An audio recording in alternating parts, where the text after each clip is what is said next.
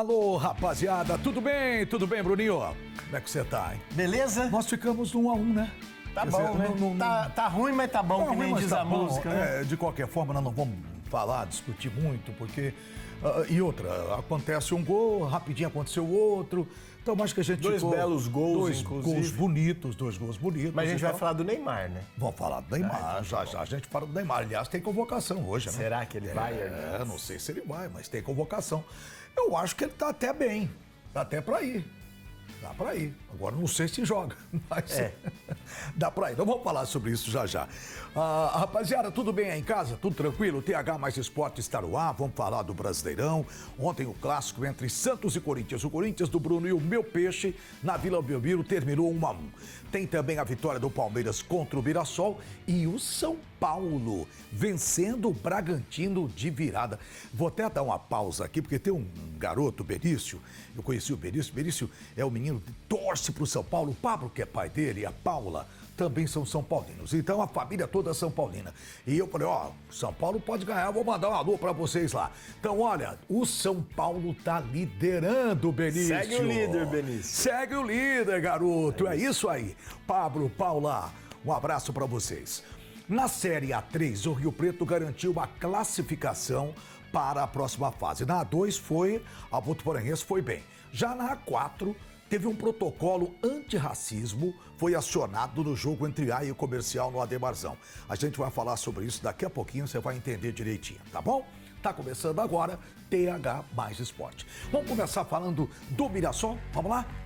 O Mirassol foi derrotado pelo Palmeiras por 1-0. Na noite de ontem, o jogo foi no Allianz Parque pela 6ª rodada do Campeonato Brasileiro. O único gol da partida foi marcado por Flaco Lopes. Aliás, jogou bonito, ainda no primeiro tempo, garantindo a vitória do time paulista diante de mais de 35 mil torcedores. Mesmo com maior posse de bola em boa parte do jogo, a estreia do atacante Tiquinho Soares também, o Mirassol não conseguiu transformar o domínio em chances claras e chegou ao 4º jogo sem vitória na competição. Eu sou sincero, eu vi uma parte do jogo e o Mirassol foi bem. Muito bem. Faltou fazer o gol.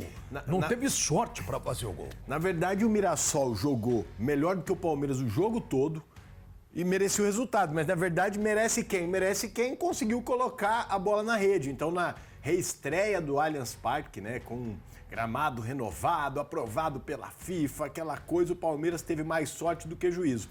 E do lado do Mirassol, Hernandes, é complicado você jogar contra o Palmeiras, que é um dos melhores times do Brasil, dentro da casa do Palmeiras, que é muito forte. Você jogar um futebol bem melhor, foi um futebol bem melhor do que o Palmeiras, não é? talvez merecia um resultado, o Mirassol merecia um resultado, uma vitória ou até o empate. Mas o Palmeiras conseguiu isso pra mim é sorte de campeão, esse Palmeiras que não tá na liderança. Mas pelo lado do Mirassol, a coisa boa é a seguinte, tá no começo do campeonato, o time tem tudo para se reabilitar e para se reabilitar precisa de um bom futebol e isso a gente está vendo. Eu acho que os resultados vão acabar acontecendo nas próximas rodadas. Os dois jogos do Mirassol que a gente acompanhou, nós acompanhamos também contra o Santos e sou sincero, o Mirassol dominou, jogou muito mais do que o Santos e não deu sorte, o Santos conseguiu empate. Agora, o de ontem também eu tô com você. Eu acho que ontem até os palmeirenses estão dizendo isso, não gostaram muito do jogo. É verdade, eu conversei com algum... O próprio Rodolfo falando aqui, não gostei do jogo, não gostei do Palmeiras. Realmente o Palmeiras ontem não jogou bem. Ganhou o jogo, ganhou. Mas jogou melhor que o Mirassol?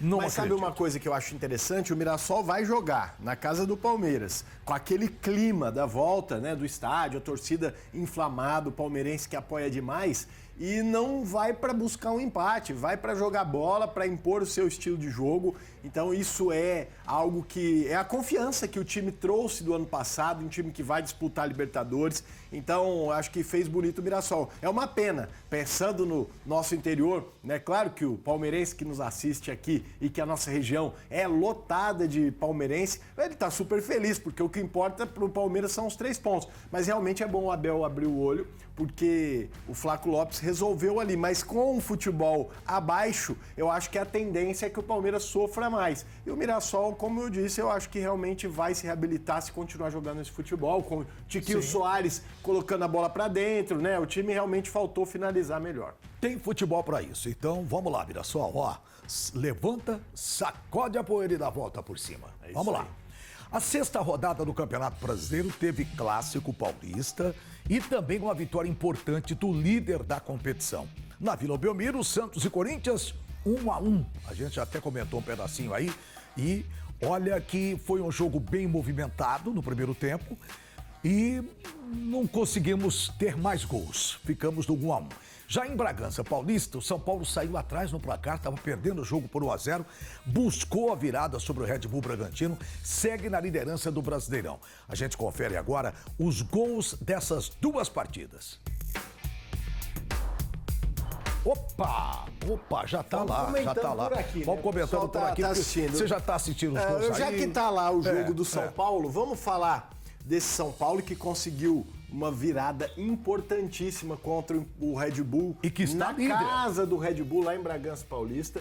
E é o líder da competição, com méritos, o São Paulo, que tem mostrado um poder ofensivo muito legal. O que a gente torce é para que consiga se manter, porque a gente sabe que o elenco do São Paulo, do Corinthians e do Santos são elencos curtos, né? Então, muitas vezes, quando a coisa começa a apertar a quantidade de jogos, mas eu acho que o São Paulo tem feito um excelente campeonato, animado o seu torcedor, não é fácil ganhar do Red Bull jogando fora de casa, e claro, né, eu acho que tem também uma situação do goleiro do Red Bull, Cleitinho, que deu uma complicada no time do interior, do meu querido Luiz Arthur, que é o grande torcedor lá do Red Bull, faz parte da diretoria. Agora, o São Paulo não tem nada a ver com isso. Foi lá, fez o seu resultado fora de casa, liderança absoluta do campeonato, deixando o Palmeiras para trás, Flamengo para trás. Pois é, né? Pois é. Então... E quem diria, né? Porque o São Paulo vinha numa situação meio complicada no final do ano passado.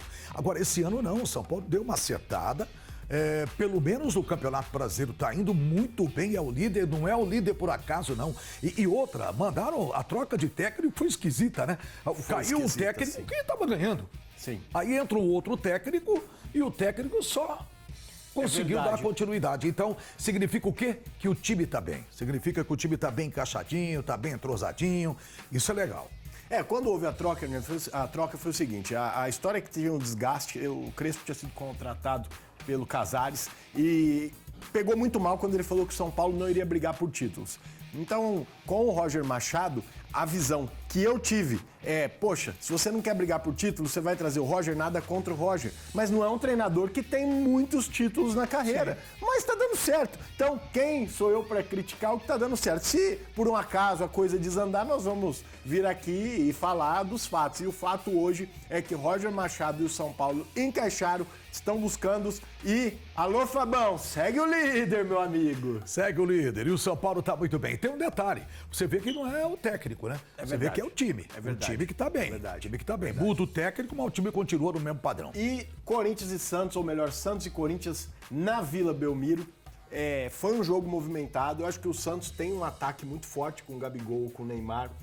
Acho que o Neymar, tudo bem, voltando ali, ficou um jogo, né? Aquele jogo em Mirassol, o Ancelotti foi lá pra ver ele e ele não jogou. Não jogou. Aí jogou contra o Corinthians. Eu não acho que ele jogou bem, na verdade, eu acho que ele jogou mal e no final ele colocou a culpa no gramado. Ele falou que os funcionários da Vila deviam cuidar melhor do gramado, que isso, que aquilo. O gramado só tá ruim pra ele, né? Pra mais ninguém. Eu acho que entendeu? E assim, o Mendes fez um golaço, o Gabigol também fez um belo gol. Eu acho que o Santos poderia até ter se complicado mais. No final do jogo, teve um jogador expulso e fica aqui uma crítica às arbitragens do Brasil.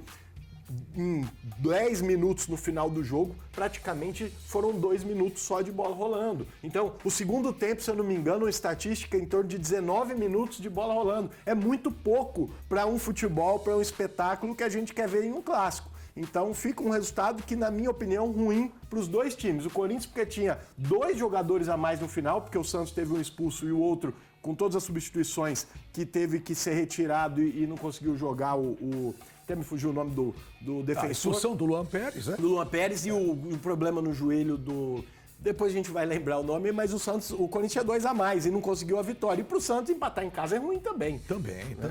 Eu acho o seguinte, foi um clássico morno, um clássico, sou sincero, do primeiro tempo que até deu a empolgação nos 2 gols que saíram. O Depay fez um golaço, coisa linda tal. Depois o Gabigol quase se complicou, né? A jogada clareou pra ele se enrolou, mas acabou fazendo o gol. Mas fez o golaço. Mas agora, o que eu vejo em tudo isso, que o Neymar reclamou do campo, reclamou bastante e tal, mas não pode reclamar, não.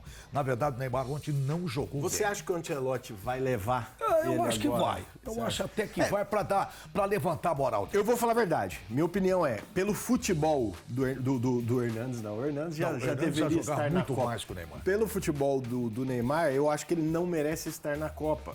Porque eu acho que tem jogadores que jogam mais do que ele até no Brasil. Porém, por ser o Neymar, por saber que ele é um cara decisivo, é um cara que quando esteve na seleção, a seleção foi bem, eu acho que tem que levar mesmo que for para ser bom. É isso. Vamos dar uma olhadinha na classificação do Campeonato Brasileiro. Dá uma olhada como é que tá teu time aí, hein? São Paulo, líder, 16 pontos. Palmeiras, 13. Fluminense, 13. Eu tô dizendo aqui todos com 6 jogos, hein? Então o São Paulo tem 3 pontos a mais que o Palmeiras e o Fluminense. Bahia, 11. Flamengo, 10. Curitiba, 10. Corinthians, 8. Bragantino também. Aí Grêmio, Atlético Paranaense com 7. Vitória, 7. Mirassol, Santos com 6. Chapecoense, 5. Vasco, 5. Atlético também. Botafogo, Remo, 3. Cruzeiro 3, Internacional 2. Vamos só pescar aqui. Cruzeiro, que sofreu agora um empate com o Vasco e demitiu o técnico Tite. O Tite, desde a seleção, não consegue encaixar um trabalho.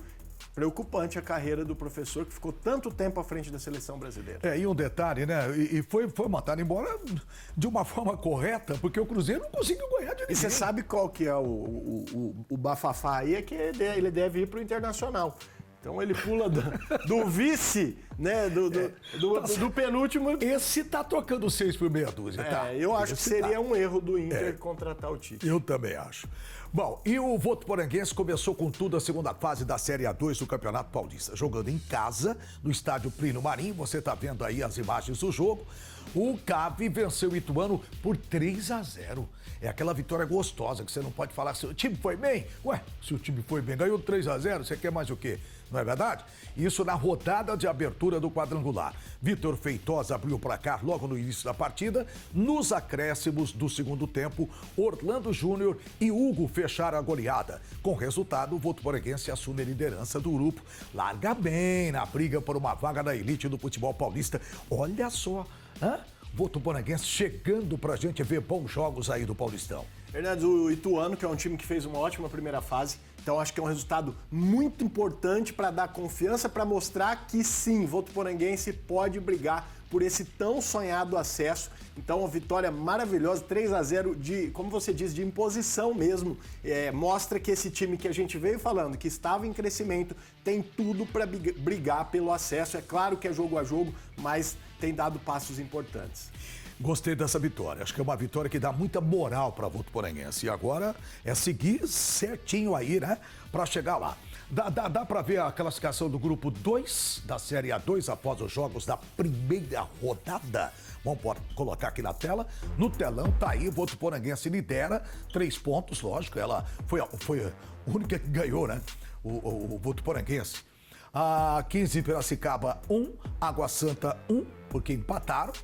E Ituano 0. Então, o Votuporanguense começa com tudo. Lógico que a gente está torcendo aqui demais pelo Votuporanguense, porque afinal de contas é a nossa região. Mas temos que entender que 15 de Piracicaba está brigando muito, né? Já há algum tempo para chegar lá. Água Santa já esteve lá e Ituano também. Então, nada definido ainda, é apenas um joguinho. Vamos devagar com o Andor. É isso aí. A A2 que teve, infelizmente, a queda do Grêmio Prudente, um bafafá, a gente vai trazendo notícias dos bastidores de lá também. E tem uma outra classificação que nós vamos colocar, que é do grupo 3 da Série A2, que tem mais 4 times importantes, que já também já passaram pela elite do futebol paulista. Juventus com 3 pontos, São José 3 pontos, Ferroviária nenhum, Sertãozinho nenhum. Tá tudo com resultadozinho assim, bem. Como é que eu digo? A gente fala xoxo, né? Aquele resultado meio. Mas, de qualquer forma, tá aí, ó. A gente tá colocando para você acompanhar direitinho quem é que vai subir para a Série A1 esse ano. Juventus, São José, Votuporanguense estão na frente. É isso aí, Hernandes. E a gente acompanha e torce por Votuporanguense. Você pode chamar um intervalo para mim, por favor, que eu vou tomar uma água. Então tá bom. Daqui a pouco a gente volta aqui na câmera 1 com Carlos Hernandes pra gente falar de muita coisa. O Penapolense tá bem de novo.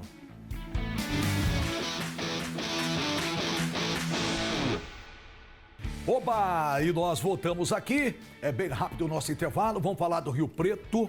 Rio Preto está classificado para a segunda fase da Série A3 do Campeonato Paulista. Jogou em casa, goleou o Desportivo Brasil 4-0, rapaz. Olha só, Bruno, 4-0. Você está vendo aí os gols, vendo os melhores momentos. Vinícius Oliveira abriu o placar ainda no primeiro tempo. Aí na etapa final, o Marcos Papa marcou 2 vezes e Ryan fechou a goleada no Rio Pretão.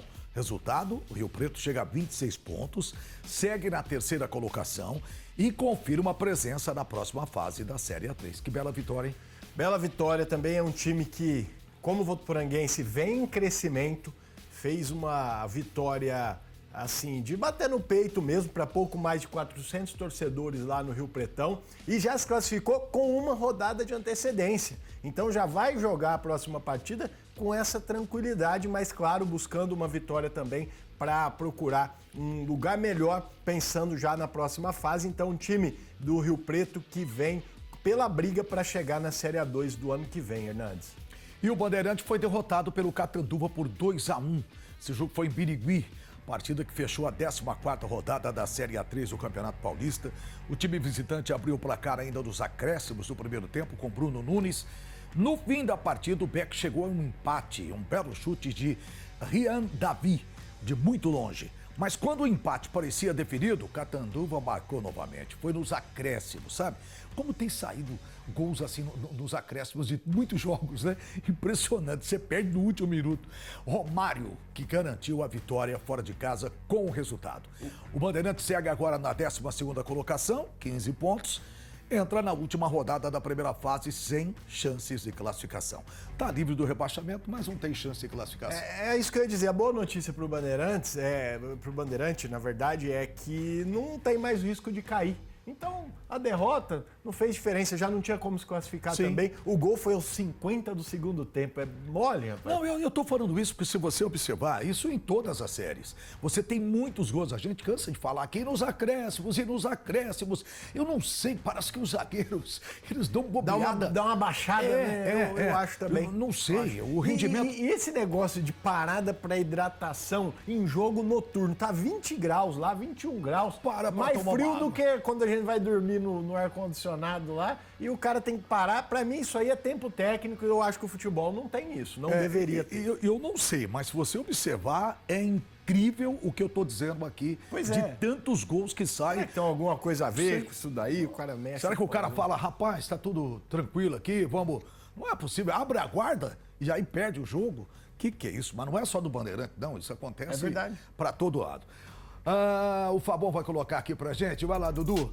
Dudu colocou aqui, ó, Portuguesa Santista na A3 lidera 33 pontos, Marília 29, Rio Preto 26, o 15 já o 24, União Barbarense 24, São Bernardo 22, Rio Claro também, União São João 21, Catanduva 21, Paulista 20. Então, olha, Bruno, a gente pode entender aqui o seguinte, que Paulista, Catanduva e União São João estariam brigando aí, na briga para tentar buscar um lugarzinho ao sol. E o Rio Preto... O Bandeirante já não dá mais. Não dá mais, mas também não tem chance de cair. Já o Rio Preto tá ali com 26. Precisaria, olha só a proeza, para chegar no MAC, né? O famoso MAC tá muito bem esse ano, de Marília. Precisaria da vitória por mais de 5 gols, porque e o MAC perdendo também. Igualaria ali no número de vitórias e precisa passar no saldo de gols. Eu acho que quem não tá garantido ainda, a gente tem que...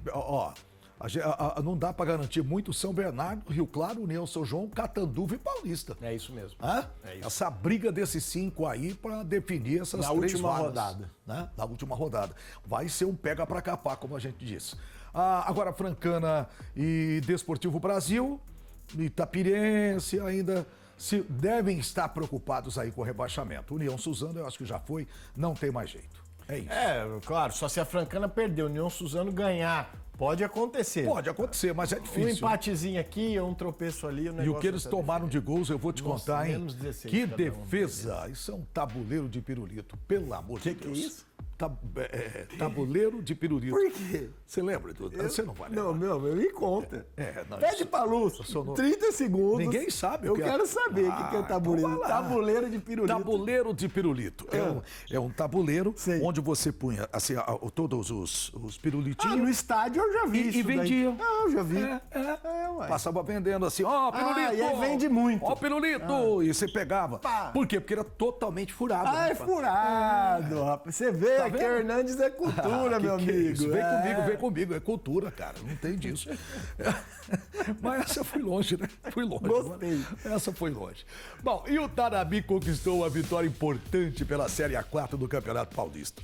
Jogou fora de casa, jogou em Assis, rapaz, e venceu lá 2-0 na abertura da 10ª rodada. Os 2 gols saíram do segundo tempo, Fernando abriu o placar e Gutchalis, em contra-ataque, fechou a vitória do time visitante. Com o resultado, Tanabi chega a 16 pontos, entra na zona de classificação para a próxima fase da competição. Mas que vitória, hein? Ganhou lá dentro, 2-0. Jogou um bom futebol, né? Foi jogar lá em Assis, que não é fácil jogar contra o Vossen em time tradicional. E o Penapolense que não vinha bem, porque foi líder por muito tempo, começou a tropeçar, e essa vitória reabilita o time, que está já com 16 pontos, está na zona de classificação, na verdade já está classificado, e a gente também acredita muito no Penapolense, porque depois dessa vitória a confiança volta e a gente sabe que esse time pode entregar um futebol para o acesso.